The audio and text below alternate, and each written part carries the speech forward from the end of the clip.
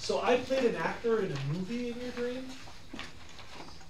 Like, I didn't know that it was like a movie. It was real. It like wasn't a movie, but then it like was. It turned out like, psych, I'm not really a pervert, I'm actually just... Well, see, like, the guy disappeared, and then I'm like, well, what happened to the blonde guy? And some lady was like, he got kicked out. Now Jose's playing him. So Jose's playing the blonde guy, and she's like, yeah.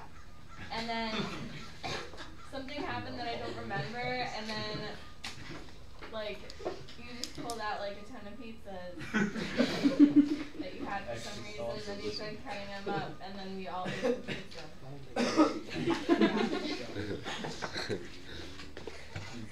So you were an actor that got like called in to play the What is blonde guy, but then happening you with my turned into life?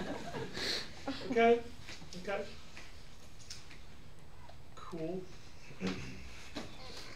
Maybe it's because I'm 40, just a coincidence. But You're only a creep for like 2 minutes. sure.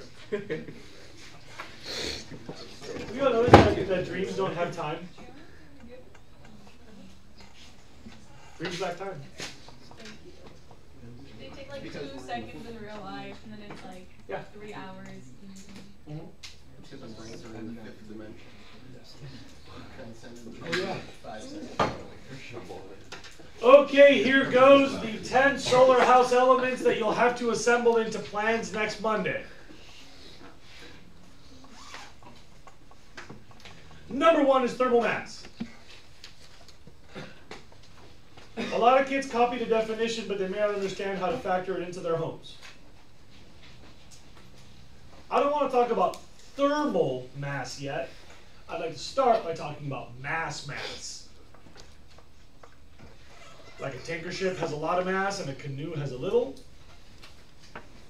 Kayak has even less mass. Surfboard has even less. Children, how does the mass of an object affect its inertia? The larger it is, the harder it is to stop. How many of you know that massive objects are hard to accelerate and hard to slow down? So you know that massive objects take a lot of work to get them moving and then a lot of work to stop them moving, right? Get ready for this definition. Objects that have a lot of thermal mass take a lot of work to heat up and a lot of work to cool down.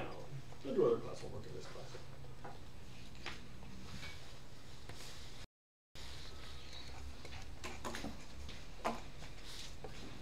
A lot of work to get them heated and a lot of work to get them cooled.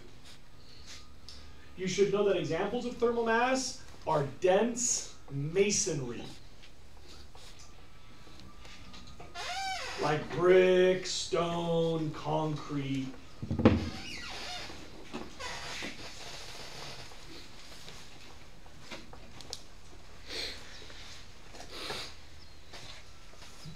You may have personal experience with this, like the floor of your garage tends to be cool all day.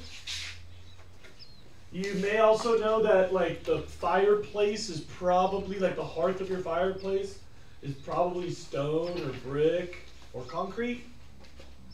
And that's precisely so it'll stay warm once you've had a fire.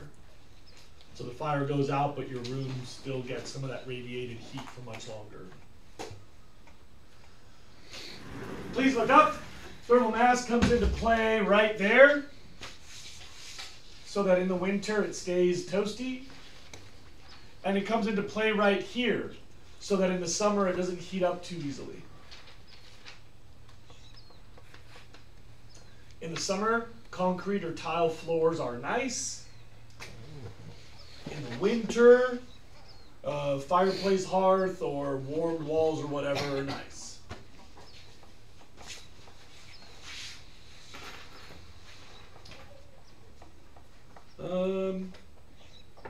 Anybody know how insulation works? Like how does this thing keep my coffee hot Yeah. Is that a vacuum insulated? You know, they always say it's a vacuum. It's probably not actually a vacuum, but it is a sealed pocket of air.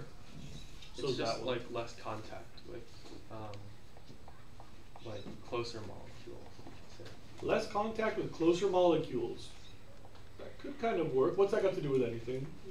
I was gonna say it takes a little bit of heat and the heat bounces off the steel and it comes back and it heats it even more. That works kind of No, like it is a not jacket. heated anymore. It still cools down. It just cools They're more not slowly. conserving, like a jacket kind of. That is how jackets work, but they don't put more heat in. They just slow the loss of heat out. How? Yeah. It's just an added layer between the cooler air on the outside and the heated, like. An added layer, yeah. So what's that got to do with anything? Why doesn't all the heat just go across that added layer? Yeah. Just trap the heat inside, so like it leaves. Yes, but how? Less contact By putting between it in molecules. What's he saying about less contact between molecules? Well, how about this? If I had just one layer of metal, this air out here is low density, would it stay insulated as long? I mean, well, there's like if you're going, if there's a lot of air blowing against this cup, it would just keep taking more and more. But if you can keep the molecules inside hotter, Which ones? Inside the two like layers of between, metal? yeah, between the two layers, it wouldn't really be able to cool down as fast. Kind of true, yeah, kind of true. So you're telling me that the air inside of these two metal layers is an in-between temperature between the coffee and the exterior? Yeah.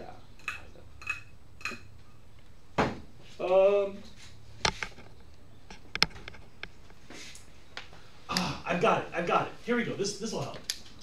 Children, do you know that if you are naked walking outside at 80-degree temperature, you'll be perfectly fine? How many of you are aware of that fact? That the naked human body can survive 80-degree air, no problem. You understand that? It shouldn't surprise you, right? 80 feels pretty cozy for your body. Doesn't take a lot of calories to maintain a 96-degree temperature in an 80-degree airspace. But what about this? Exact same temperature, but I throw your body into the water. 80-degree water. Same temperature. Are you totally fine? Anybody know how long it takes for you to die? Less than a minute? What? Less than a minute? More than a minute, because most of us have spent more than a minute in cool water.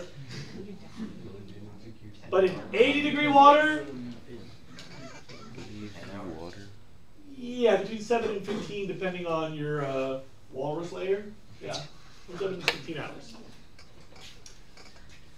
Why is it that you will die of hypothermia? You'll shiver to stay warm until your muscles start to cramp, and when they cramp, you can't shiver to generate heat, and you literally get hypothermia, like rolling in the snow. Like you die with like blue lips and like the blood restriction and like stiffness. And why do you die of hypothermia in 80-degree water but not 80-degree air?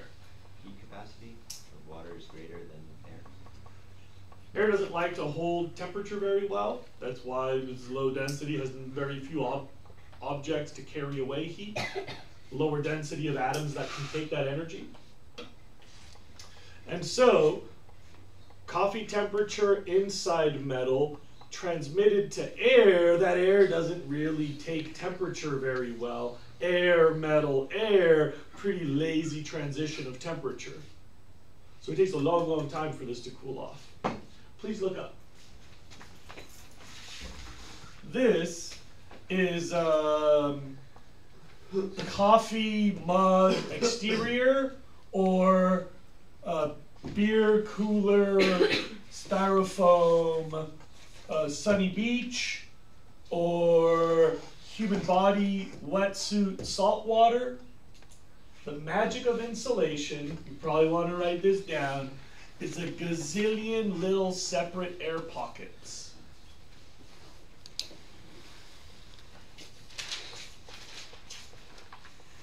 Because air has a low specific heat capacity, It transmits temperature slowly.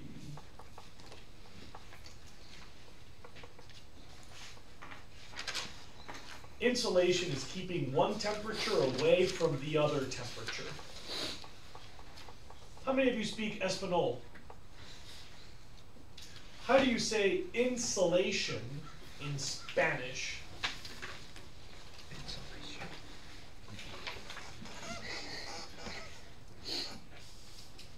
Okay, fine, I'll help you.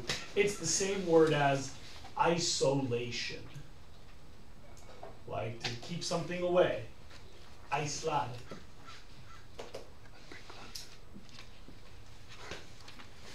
So, insulation isolates one temperature from the other temperature with air, because air doesn't transmit those temperatures very well. You might know that styrofoam is a gazillion little miniature foam pellets. And because it's foam, it has a trillion little tiny air bubbles, just like neoprene in a wetsuit. Just like my dorky puffy jacket. All I'm trying to do with this dorky puffy jacket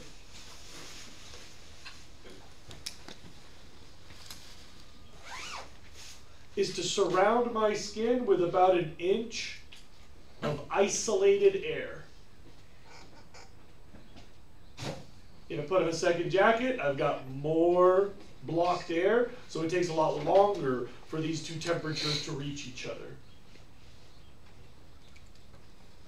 You know what's magic about a sleeping bag's insulation? Nothing. You can make a sleeping bag out of steel wool, it would just be heavy. You can make a sleeping bag out of wood shavings. You can just shred a bunch of cardboard. You might know that people in dire situations can warm their bodies with newspaper and cardboard. People survive cold snaps on the street by getting on top of some cardboard so that the temperatures don't transfer from the body to the ground, and then pile up newspapers and a piece of cardboard on top, which works just like blankets. Yeah? So that's why, like, there's a lot of concern about when a sleeping bag is compressed on the bottom, it doesn't keep you warm. Correct. So that's because there's those air pockets in there. That's the theory of quilts on the trail. That's right. Yeah, compressed down does nothing. And likewise, thin spots. So if you have a sleeping bag that lets your knee push up on the inside, that knee will get really cold, because that knee is just transmitting all of its heat directly to the air outside. If you could slow that down, you would be able to warm it more easily with your inside calories.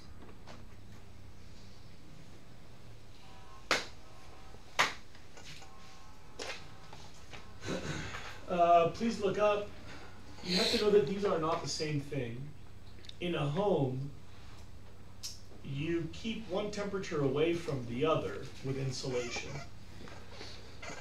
So once you've heated the house, you keep the winter air from cooling it with insulation. Thermal mass is different. The nice thing about thermal mass is you get to stretch out the nighttime cool into daylight cool, or you get to stretch the evening warmth into morning warmth. So evening warmth stretches into later on, morning cool stays cool. Anybody want to ask me about those? How many of you have seen that thing with a colored pinwheel that's red, orange, yellow, green, blue, violet, Roy G. Biv, and you spin that wheel, and what color does it appear to the human eye? White. White. How many of you have seen this? It sounds like none of you. Few? It is a thing. Check this out. Homegirl's shirt looks white because all wavelengths of visible light are coming back to my cones, and they're like, I see all the Roy G. Biv, whatever, we'll just call that white. Black, on the other hand, is getting the exact same light, but this one is absorbing all wavelengths of visible light. So my eye sees an absence of wavelengths. I don't see any visible light. That's why black shirts look like a little pocket of darkness. You are covered in nighttime.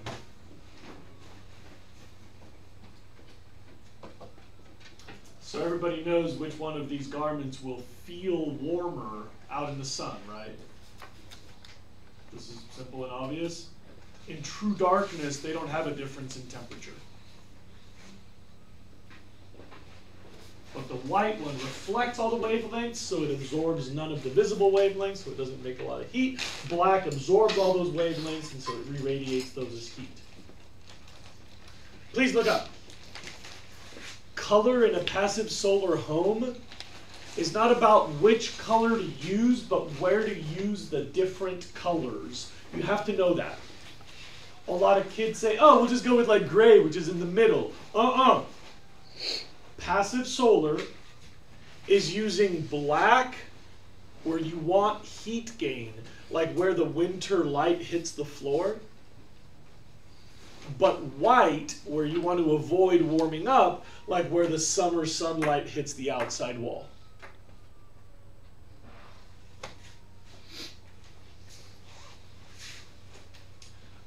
How many of you have seen those laser thermometers that you can point at something and the little screen on the thermometer gives you the temperature? So it's a thing, and you can like point it at stuff and find out how warm like the ground is or whatever. When we were remodeling my house, we used different colors of blue on the outside, and my wife and I settled on a really nice dark blue.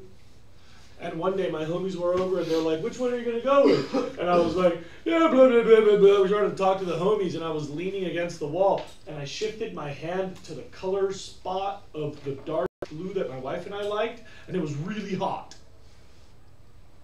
I was like, jeez.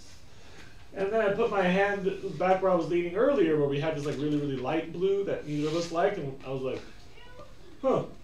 And you could go from like light blue to like darker blue and really dark blue, and it was like cool to warmer to hot. Since my house has really poor insulation because it was built like in the 1959-64 spectrum, we had to choose an ugly light color, because if we'd gone with a dark color, it would super cook my house, and my house has a lot of sun exposure.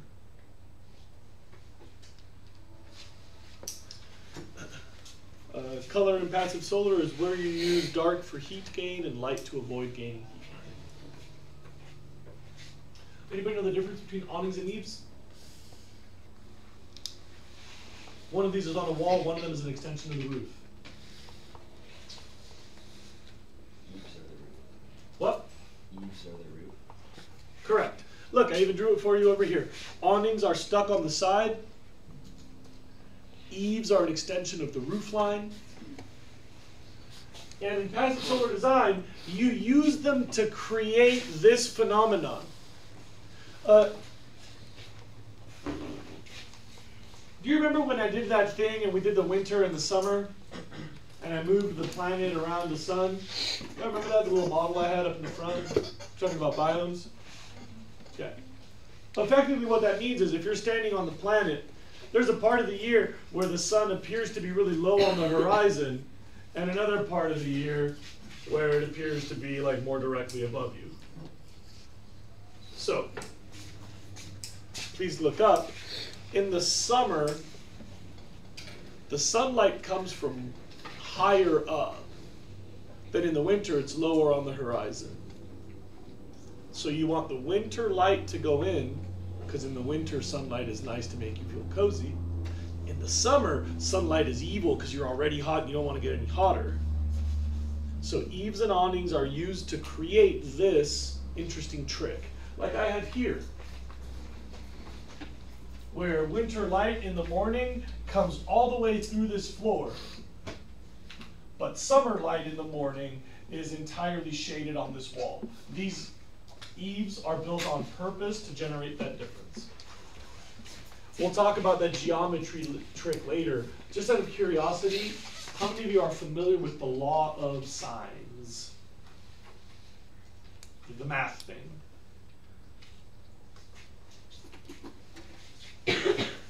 Cool.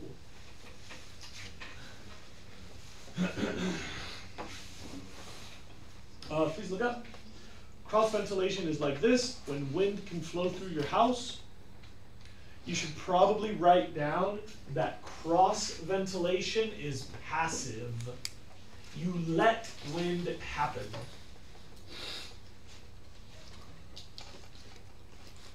So you've got to have air movement already, and then you open the windows and that air moves through your house, so the baby Jesus is already moving the air.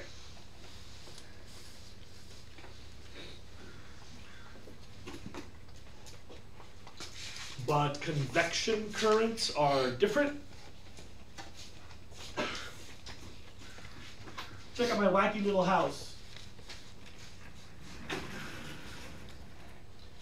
I'm going to make air move without wind in this example. Please notice, I've got a sunlight and a house and a chimney, which is black. Because it is black, it will absorb all of that light, radiate it as heat. What will happen to the air temperature inside that chimney if I have a lid on the chimney? Temperature will rise. Where does that air go if I have a lid on the chimney? Out? No. No. It can't go out because of lid, and it can't go down because hot air Rises. That's right. So it just builds a little pocket of hotter and hotter and hotter air. You don't believe me? Grab a thermometer, put a ladder in an uninsulated garage, walk up the ladder holding the thermometer, and when your head hits the inside of the roof of that uninsulated garage, the temperature will be extremely hot. You can even feel this inside your homes.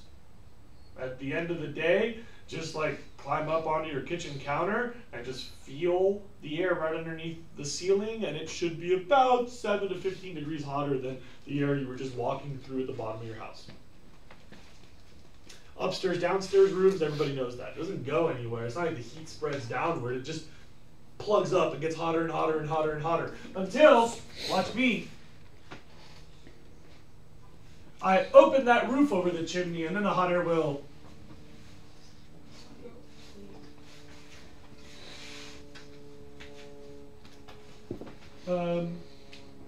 I hope everybody has a visual of the way that a syringe works, with like a clear tube and a depressing plunger that pushes out all the liquid inside the syringe. Now imagine if you're holding that syringe and you pull up on the plunger, that's going to draw liquid up.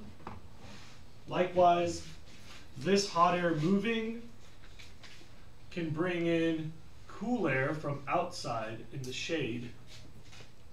And if the sun keeps heating air, more and more will keep leaving, so more and more will be drawn inward, and eventually you can make like natural air conditioning by having a hotter body of air that gets to leave. You draw in the cooler body from wherever you can find it.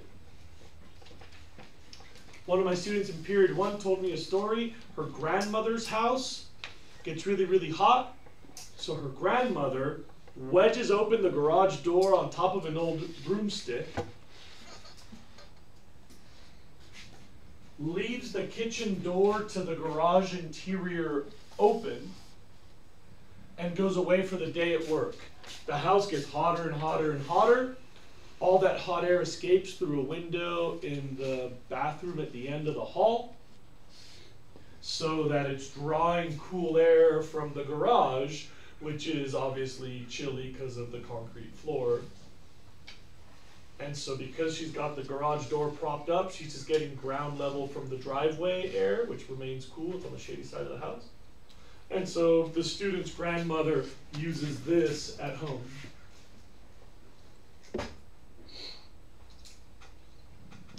Convection currents are artificial air movement. You add air movement by heating one to draw in another body of air.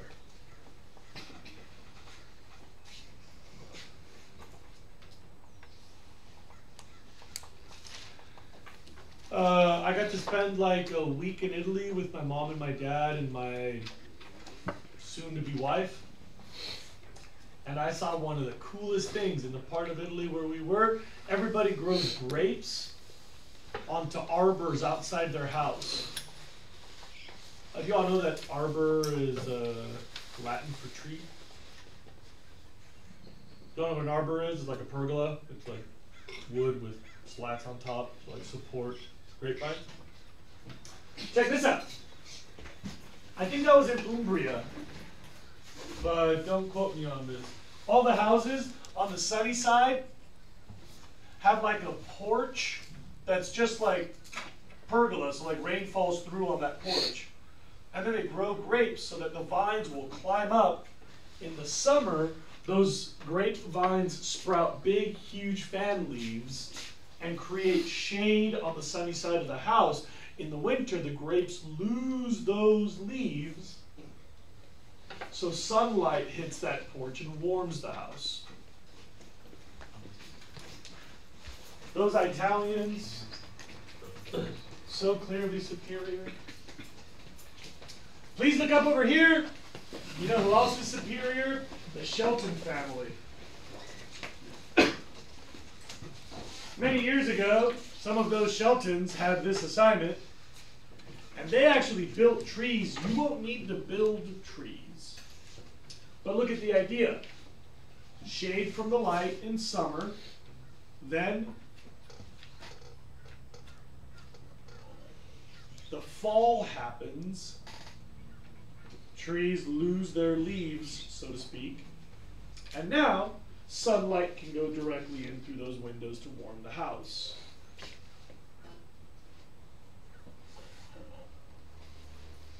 Oh, they also had a really nice heat chimney here with like an opening vent. Speaking of heat chimneys, check out this one. This is the best heat chimney I've ever seen. If you can't see in the corners, you should stand up. Look at this house. In this house, they have this like 2-story greenhouse on the side, which can heat up. They open the vent, let all the hot air out, and cool air is drawn in on the back over there on the hillside away from the sunlight. Actually worked.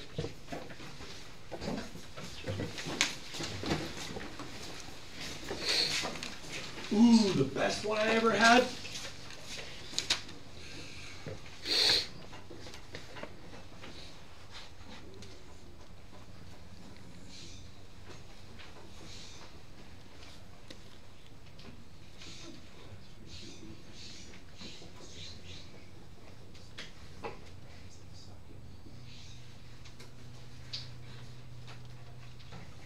These kids built a house out of 2 pieces of cardboard. The outside one was like a funnel with a big chimney that was all painted black. Then they had an inside one with these little vents up high, and they made a concrete foundation with PVC holes in the bottom. I just broke it this year. I'll bet you they got to see it. We did get to see it. You did? Yeah, Yeah. I remember that. Yeah, so this one used to be over there. I just broke the foundation this year. But they had pieces of PVC like this. So when the air would heat up inside the initial layer, it would leave this way, drawing air from inside, which would draw from outside. That was super cool and it worked. It really worked. We could test it. I had chalk, climbing chalk from my car at the time. And so we sprinkled climbing chalk on it and put it out in the sun. You could see the climbing chalk like wafting up here. And if you dusted it here, you could see it puffing into the inside of the house. It was super cool. Okay, shading of deciduous trees. We provide those. You don't need that 4-hour winter and summer setups. We will just build trees by holding up paper on a stand to provide some filtration of sunlight, and then we will remove that in the winter setup so that they don't have shading effect. Children, how does evaporative cooling work? How does sweating keep your brain functional?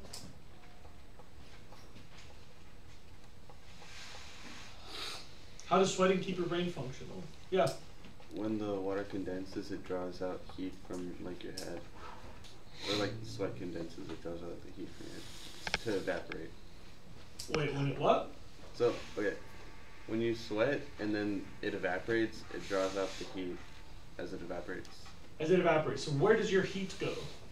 into the air. Not exactly. Or like into the water vapor. Yeah, the water molecules. When you have liquid water on your head, it has low energy.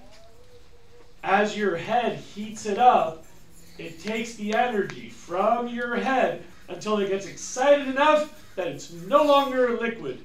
It becomes a gas and leaves with all of your heat energy. So your heat is transferred to the departing water vapor. You literally make molecules hot so that you're no longer hot. Look over here, please.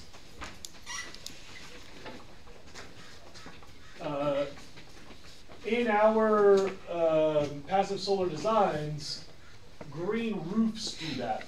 How many of you have seen a green roof, like vegetation on a rooftop? The idea is that plants breathe water vapor. So the heat of your house heats up the soil, and that soil heats up the plant tissues, and as the plants spend their day looking at the sun, they breathe out water vapor, and so the heat transfers through the house to the soil, to the plants, to the air. Your house is cooled by plants up there. Now please look up. This looks green. What? Yes, thank you. I noticed you, but I didn't think you would. This one is green. Doesn't work. This one is green. Doesn't work. This one is green. Doesn't work. This one is green. Doesn't work. This one is green. Doesn't work. This one is not green, but it does work. You use towels to dry yourself because they have a ton of surface area, and they dry quickly because all those little squiggles of fabric evaporate all the water out. Everybody understand that about towels? Surface area issue? Now watch. This house works because their insulated roof has an area of aluminum foil right there.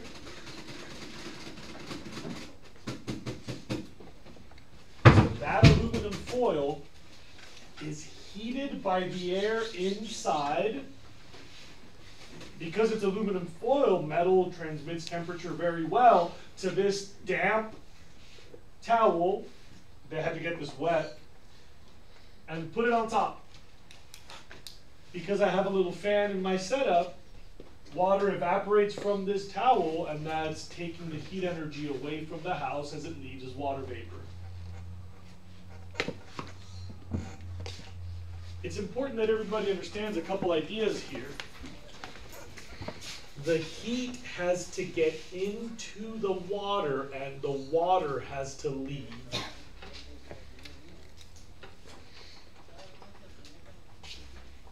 Like my stove heats up the water that goes away as steam, so I got to keep adding heat to keep the water boiling.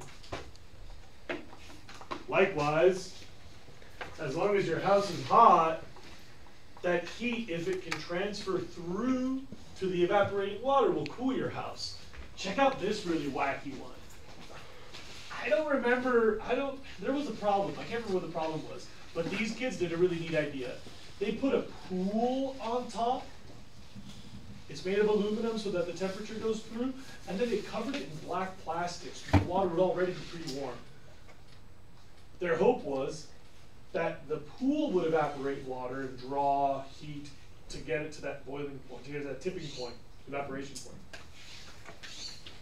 For some reason it didn't work, but it was a neat thought.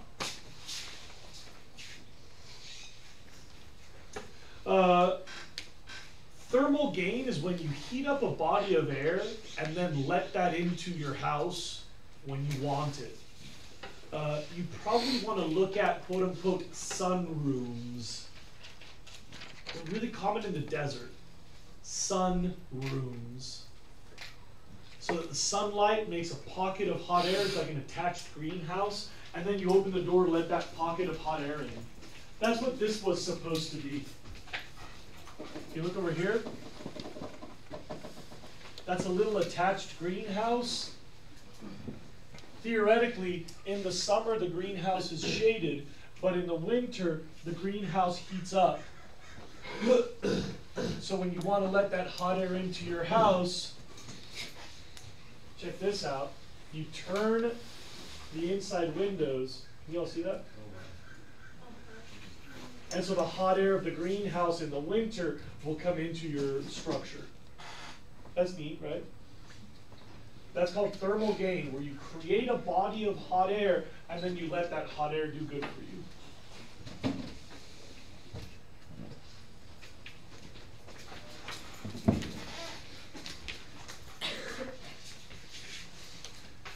finally, the orientation and the geometry. This is the part where I think everybody's going to need to take notes. How's our time right now? Maybe we can make it. Watch this.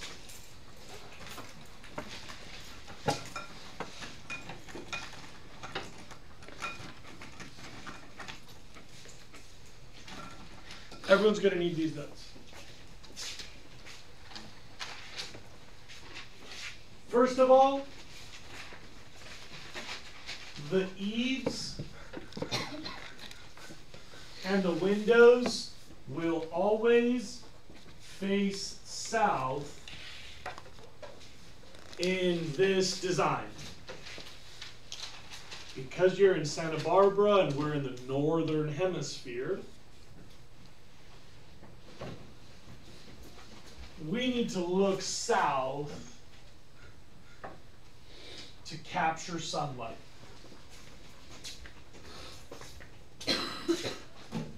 We are trying to accomplish this trick. I'm nervous. This is the first time I've drawn this today. I want to do my best.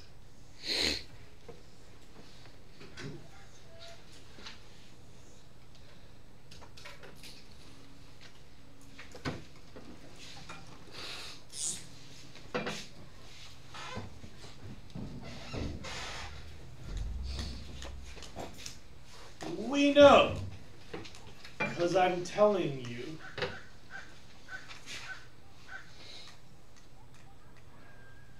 that summer light in our part of the world is 34.5 degrees. Is that what it says in your packet? Anybody write that down? Anybody have a solar model thing? I think it's in the very, very bottom of the front page, like the bottom sentence.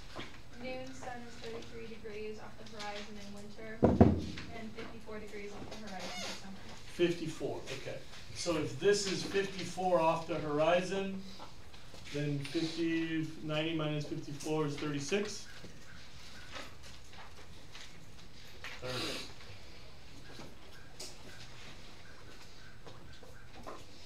That's summer. You gotta tell me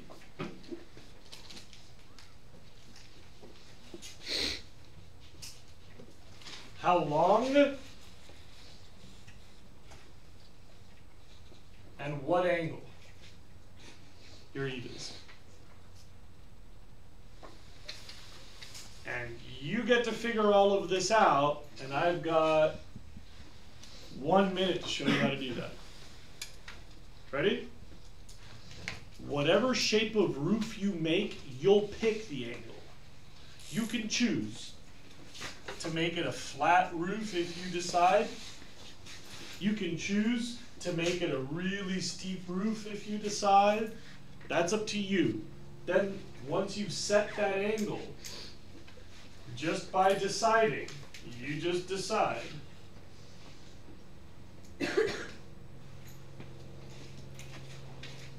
You know, oh crap, the height of your window, because you get to pick that, and then you get to do the wall signs. I'll show you this tomorrow, bye-bye.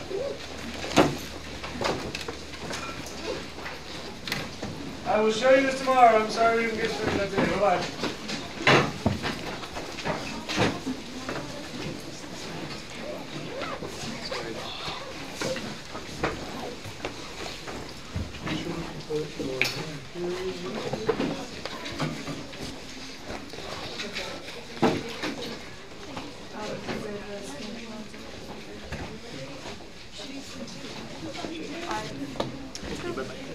Did you not report those?